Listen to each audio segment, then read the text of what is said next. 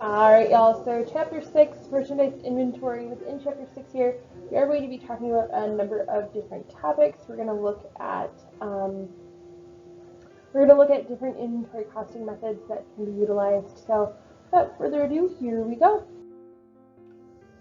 So the Chapter 6 learning objectives, we're going to look at identifying accounting principles and controls related to the merchandise inventory. So there's several different control procedures that we're going to talk about. We're going to look at, we're going to account for merchandise inventory costs under perpetual inventory systems. So as you remember me saying before, that perpetual inventory system is the most common. That's the one where we utilize a computer system and barcoding typically to keep track of the amount of inventory we have on hand. We're also going to compare the effects on the financial statements when using the different inventory costing methods. And then we are also going to apply the lower of cost or market rule to merchandise inventory.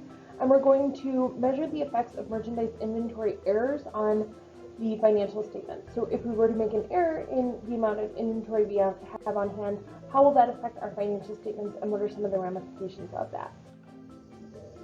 Additionally, we're going to look at inventory turnover, and specifically we're going to calculate how long does it take for a business to turn over their inventory completely, and how many days is that inventory then at that business, and how can we adjust that to get peak business performance.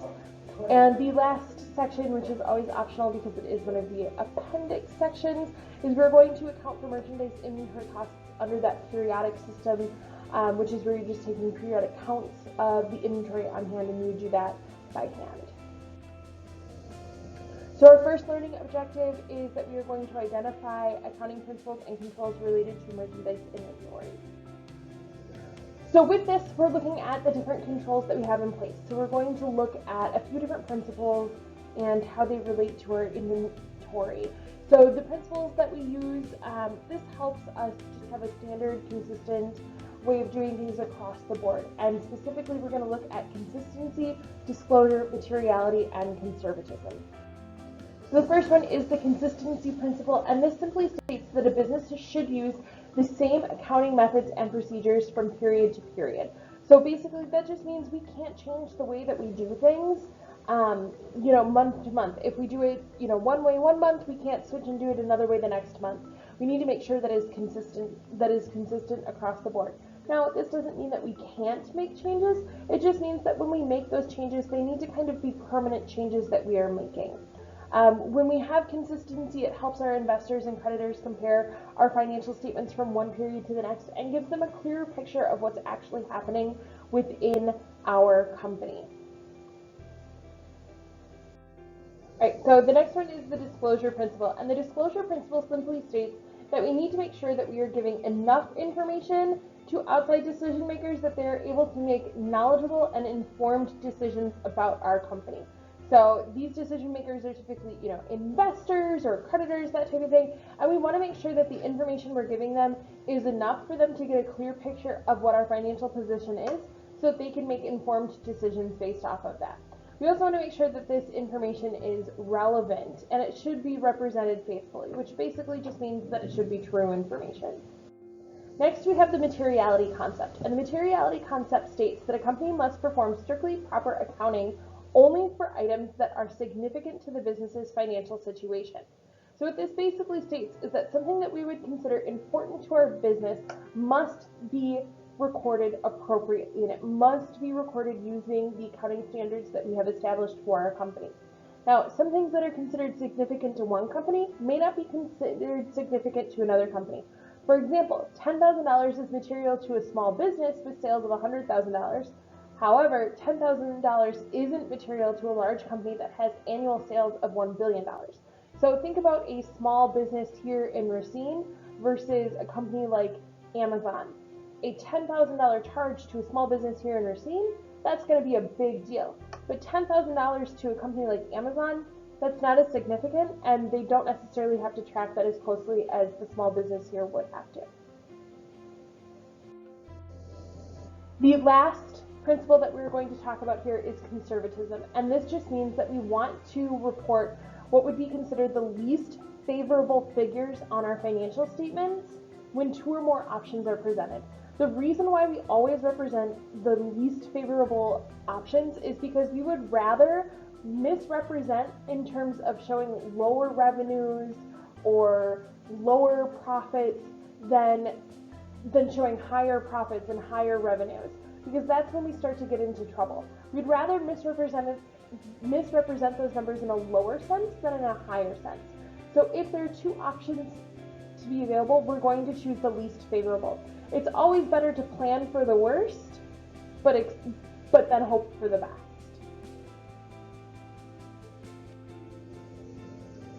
So next, when we look at control over merchandise inventory, we want to make sure that the controls that we have in place are solid. We want to make sure that we are tracking our inventory. We want to make sure that we have authorization to purchase inventory. We want to make sure that if something comes in damaged, we're taking care of recording that. We want to make sure that every once in a while, even if we're using a perpetual inventory system, that we're still taking those physical counts every once in a while to make sure that everything matches what we have in the computer. And we want to make sure that we are removing inventory when it is sold from our system as well. Our second learning objective is that we are going to account for merchandise inventory costs under a perpetual inventory system. And in order to do this, we're going to use one of 4 different inventory costing methods. So when we first start looking at our inventory costing methods, we need to look at a couple of different things. So we're going to look at our ending merchandise inventory, our beginning merchandise inventory, and a new account called cost of goods sold. So our ending merchandise inventory is the number of units that we have on hand times our unit cost. So how much did that unit cost us, and then how many do we have on hand? And our cost of goods sold is going to be the number of units that we've sold times their unit cost. And that unit cost number can fluctuate. And we're going to get into how that can fluctuate here coming up. So when we're looking at the cost of our inventory, we use what is called a perpetual inventory record. And so by looking at this record, we're able to see that on August 1st, the cost per unit was $350, and we had 2 on hand. On the 5th, we then purchased 4 more units. They had the same cost, and so now we have 6 units on hand, and so on and so forth. And you can see here where we buy and where we sell, our inventory, and the changes that has to our cost per unit and our quantity on hand. So when we're looking at this to determine our ending inventory, we're going to take the number of units on hand and we're going to multiply it by our unit cost. In this case, our unit cost is $350, and at the end of the month we have 4 units on hand, so we multiply 4 times 350, and our ending inventory number is $1,400. Our cost of goods sold, we look at the number of units that we sold through this period, which is a total of 14 units, and our unit cost was also $350. So to get our cost of goods sold number, we multiply 14 times 350, and we get $4,900. All right, so here on this slide, we see a slight difference to our perpetual inventory record. The dates are the same, the quantities purchased are the same, the quantities sold are the same, but our cost per unit is different. So we start out with a cost per unit of $350, then it goes to $360, and then it goes to $380. And when we have differing costs per unit, we have to come up with a better way to keep track of our inventory and to keep track of which units we're selling and how much they cost us. And there's a few different methods that we can use for this. So we have to choose an inventory costing method, and this is just a way that we are able to keep track of how much each of our units cost us. And there's 4 different ways that we typically use, and these are all approved by GAAP, so the generally accepted accounting principles. The first one is specific identification, then we have first in, first out, also known as FIFO, last in, first out, known as LIFO, and then the weighted average method. Our first method is specific identification, and this is where we just apply the specific unit cost to each item that we sold. So if the item that we sold cost us $350, we're going to identify it as $350. Typically, we use the specific identification method when we don't have a lot of inventory on hand. So some of the items that we utilize for this would be things like automobiles, jewels, and real estate. This is an example of the perpetual inventory record utilizing the specific identification.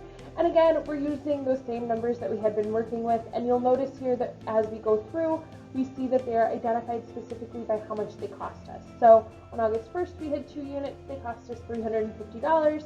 On the 5th, we bought 4 units, they cost $360. So under our inventory on hand, you see that we list both the 2 units at the $350 and the 4 units at the $360. On the 15th, we sold a total of 4 units. Those units that we sold 1 unit that was from our $350 units and 3 units from our $360 units. And you can see the changes that are happening there. So just take a second, take a look at this, and see how those changes affected it using the specific identification.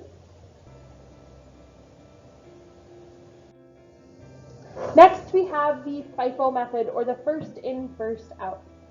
The first in, first out method assumes that the first units purchased are the first to be sold.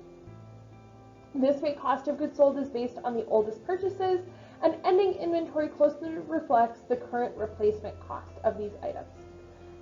We also look at the cost of goods available for sale. This is the total cost spent on inventory that was available to be sold during a period. Here is the perpetual inventory record for a first in, first out method. So on August 1st, we have our 2 units that cost us $350 for a total of $700. On August 5th, we purchased 4 more units at $360. So now we have 2 units that cost us $350 and 4 units that cost us $360. On the 15th, we sold a total of 4 units. If we're utilizing the first in, first out method, we're first going to sell our initial 2 units that cost us $350, and then we'll sell 2 of our units that cost us $360. And you can see that represented here under the cost of goods sold columns. We see 2 units for $350 and 2 units for $360. This leaves us with 2 units left that cost us $360. Then on the 26th, we purchased 12 units at $380. We now have 2 units that cost us $360 and 12 units that cost us $380. On the 31st, we went on to sell 10 units. The first 2 of those 10 units that we sold cost us $360, and then the last 8 came from the batch that we had just purchased at $380 per unit. There are some journal entries that are associated with utilizing each of these methods, and they really only change significantly under FIFO and LIFO. So the journal entries under FIFO are listed here. The amounts that are unique to FIFO are shown in blue. So these are the journal entries that we will utilize anytime we purchase inventory or we make a sale of inventory. And we utilized some of these last chapter in chapter 5 as well. But like this states, some of our numbers will change based on the inventory costing method that we utilize. So we see our purchase of inventory on August 5th, our sale of inventory on August 15th, and also on August 15th, we see the changes to cost of goods sold and merchandise inventory. And again, those numbers are affected by our inventory costing method, which we just grabbed from our perpetual inventory record that we had on the last slide. Our next method is the last in, first out method, and the last in, first out method assumes that the last product that we brought in will be the first product to be sold. So as inventory is sold, the cost of the newest item in inventory is assigned to each of the units as cost of goods sold. Cost of goods sold closely reflects the current replacement cost, and ending inventory contains the oldest costing units. Typically, we'll use the last in, first out method for older goods that we have on hand. Think like an iPhone, for example. When the new iPhones are released, the last ones that came into the store are going to be the first ones sold, and the older ones will kind of sit there for a minute. So the perpetual inventory record for the LIFO method is listed here, and it's just going to be that opposite of the FIFO. So on August 1st, we have our 2 units. On August 5th, we purchased our 4 units, and then on August 15th, we sold 4 units. Instead of taking those initial 2 units that we had on hand from the beginning, we're actually going to take those 4 units that we just purchased on August 5th, and we're going to sell those first. And then you can see another example of that where we purchase 12 units, and then we sell 10, so on and so forth.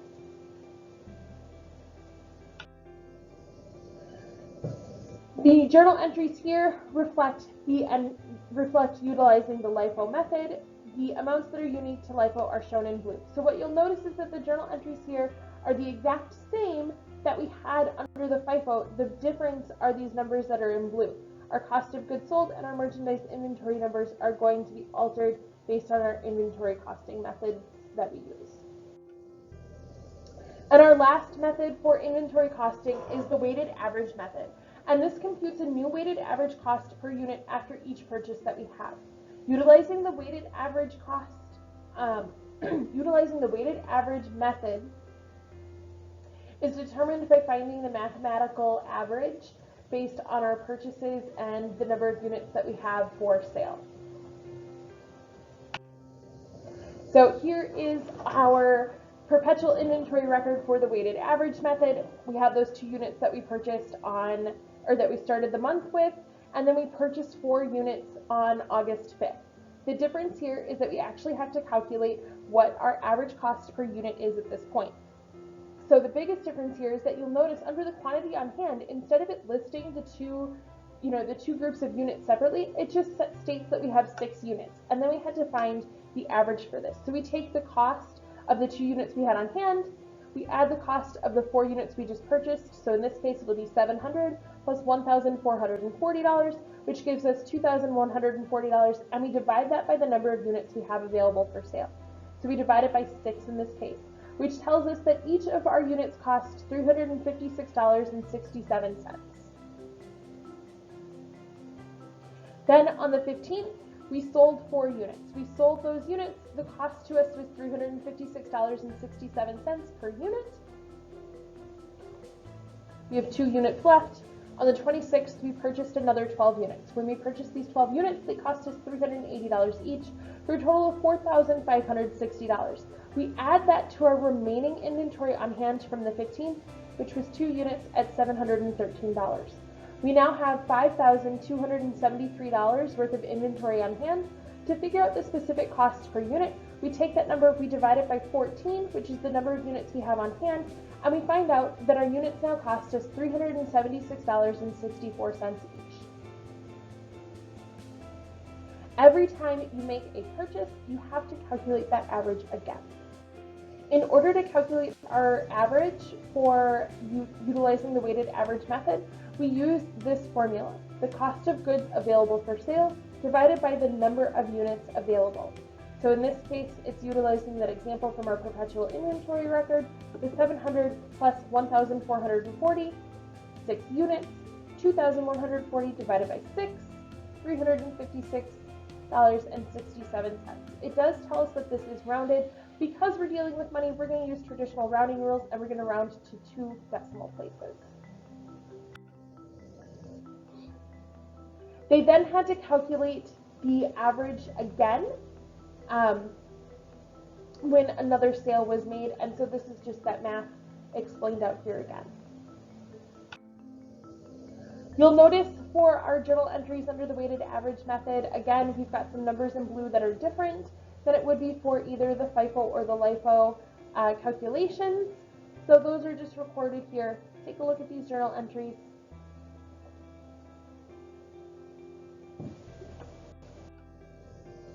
Now on to learning objective 3. We're going to compare the effects on the financial statements when using the different inventory costing methods. So when we utilize the different inventory costing methods, they will have different effects on our financial statements. So for the income statement, our cost of goods sold is higher under LIFO than under FIFO when the costs are rising. Our net income is lower under LIFO than under FIFO when the costs are rising. And for the balance sheet, when costs are increasing, FIFO inventory will be the highest and LIFO inventory will be the lowest. So determining which inventory costing system you want to use really determines the effect that you want it to have on your financial statements. When we look at this, we are looking at this for the income statement. So this will show us the difference on our income statement under each of the 4 inventory costing methods.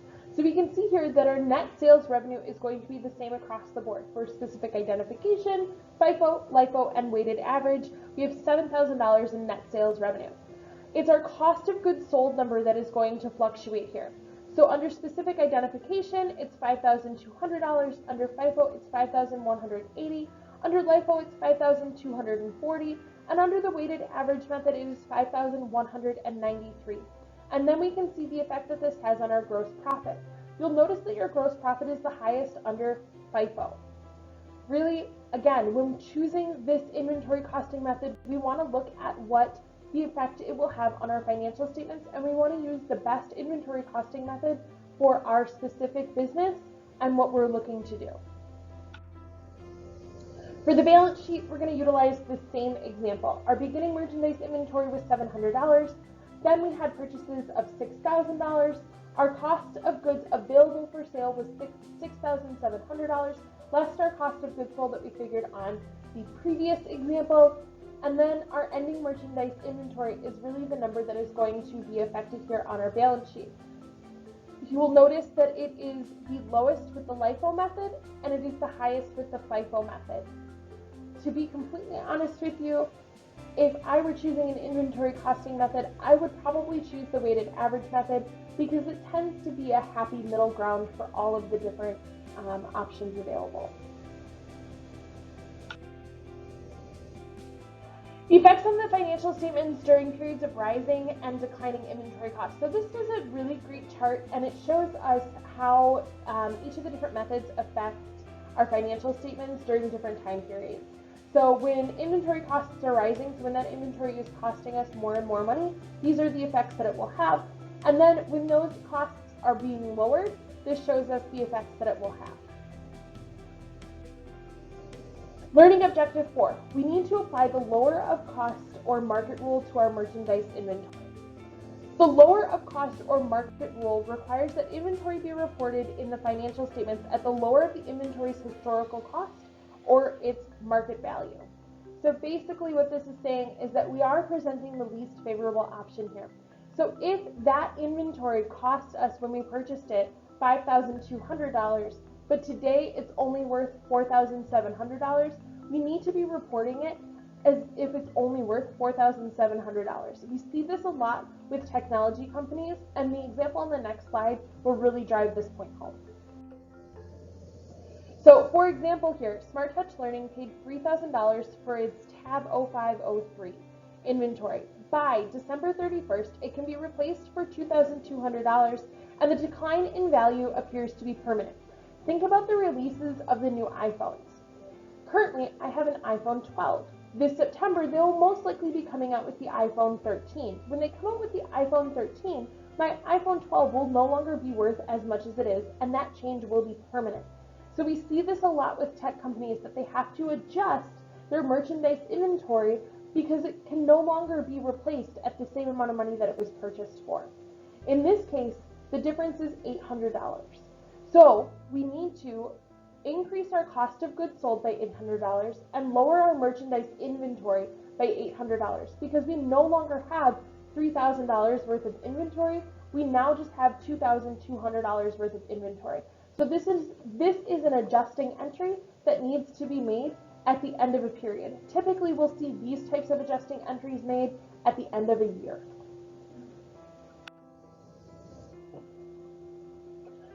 This shows an example of what we would see on the balance sheet. So when we're looking at the balance sheet, we'll see this adjustment take place, and our merchandise inventory will simply be listed as the $2,200, which is the lower amount than what we paid for it. Initially, we paid $3,000 for this inventory, but now it's only worth $2,200. Learning objective 5.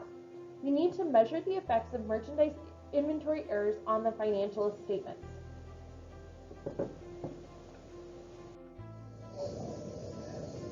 An error in the inventory can lead to errors in other accounts. So when we look at the errors that are here, typically for inventory errors, we will see these carried forward to cost of goods sold, gross profit, and net income. And depending on which way the error takes us, it could be a catastrophic mistake, and it could really affect potential investors in the company, creditors, your ability to get a loan. So we really want to make sure that if we have these errors, that we are correcting them as soon as possible. So some of the errors that we could see here. So in this example, we overstated our merchandise inventory by $5,000. So our sales revenue will be correct, our cost of goods sold will probably be correct, but really what we get into in terms of an error here is our ending merchandise inventory will be overstated by $5,000. Our cost of goods sold will be understated by $5,000, and our gross profit will be overstated by $5,000, which means ultimately that our net income is overstated by $5,000. When we overstate our income, we're essentially telling people that we made more money than we actually did. And this is not a good place to be in. This is what a lot of companies have gotten in trouble for in the past. Think Enron. The effects when we understate our merchandise inventory. So our ending merchandise inventory was understated for $1,200. Sales revenue correct, beginning merchandise inventory correct, net cost of purchases correct, cost of goods sold available for purchases correct, ending merchandise inventory was understated for $1,200. Our cost of goods sold is then overstated by $1,200, our gross profit is understated by $1,200, and ultimately our net income is understated by $1,200. This tells our investors we didn't make as much money as they think we should have, or we're not showing as much as we should be. We need to make sure that this gets correct. When we have those errors, it carries on and it carries through several different periods. So in this case,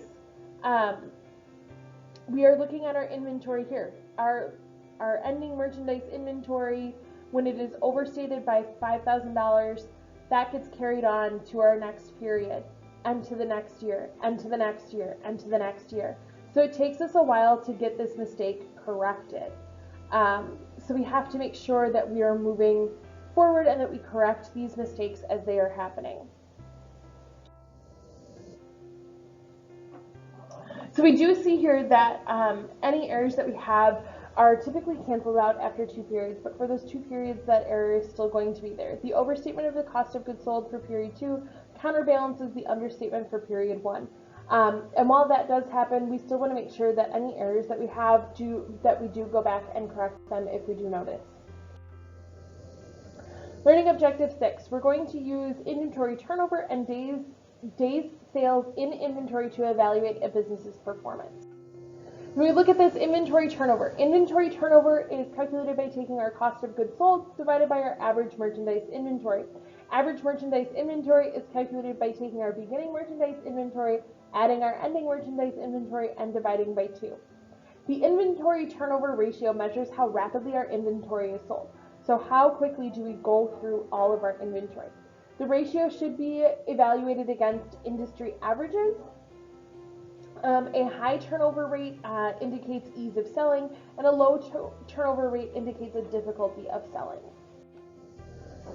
The days sales in inventory, this tells us how long or how many days is inventory available for sale in our business.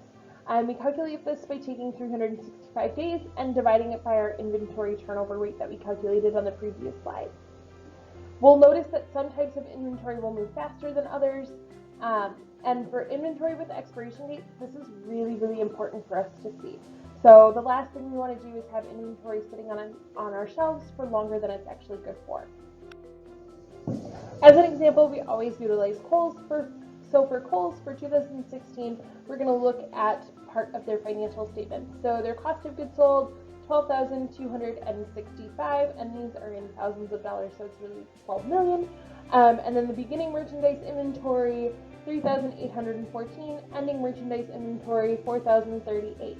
In order to calculate their inventory turnover, we take our cost of goods sold divided by our average merchandise inventory. In this case, we'll take the 12,265 and divide it by 3,814 plus 4,038 divided by 2. Essentially, we find out that their inventory turnover rate is 3.12 times per year. That means that they go through their inventory 3 times per year. So they're refreshing their inventory essentially 3 times per year.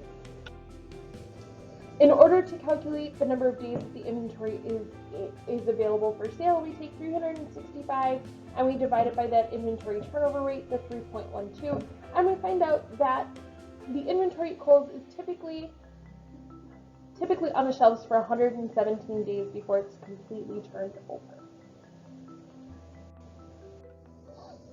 And our last learning objective, and remember this is the optional one, we're going to account for merchandise inventory costs under that periodic inventory system. Remember that periodic inventory system relies on physical counts of the inventory periodically throughout the year. So under the periodic inventory system, the inventory is not tracked in the accounting system continuously. The beginning inventory balance is carried until the end of the period. Purchases are accumulated during the period, and then the ending inventory balance replaces the beginning inventory balance. So for example, this is our perpetual inventory record. We've looked at this before. We looked at it earlier in our presentation here. And we take the first in, first out method. Our ending inventory will be calculated using the newest items in inventory. The cost of goods sold will include the oldest unit costs. So our beginning merchandise inventory was the 2 units at $350. Our net cost of purchases, so the 4 units and the 12 units, was $6,000. Our cost of goods available for sale, $6,700, less our ending merchandise inventory, which was 4 units at $380. And we find that our cost of goods sold was $5,180.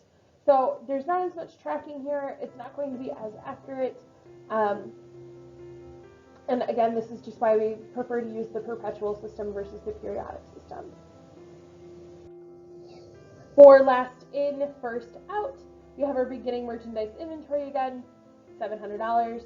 Net cost purchases, $6,000. Cost of goods available for sale, $6,700. And then last, our ending merchandise inventory, we have 4 units left.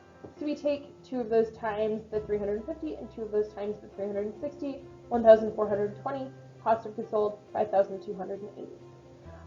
Ending inventory are usually different for LIFO in the perpetual and the periodic system. So we'll notice that those 2 numbers would be different. Then our weighted average method. So we will look at the total amount, our cost of goods available for sale, and divide it by the number of units that we had available for sale throughout the year. And that was, so we get a $372.22 unit cost in this case. So we have our beginning merchandise inventory, our net cost of purchases, cost of goods available for sale, all of that remains the same. So $6,700 less our ending merchandise inventory, which is 4 units at that $372.22 cost. And our cost of goods sold is now $5,211. Note here that the amount of cost of goods sold and ending inventory are usually different for perpetual and periodic weighted averages. And that's all we have for Chapter 6.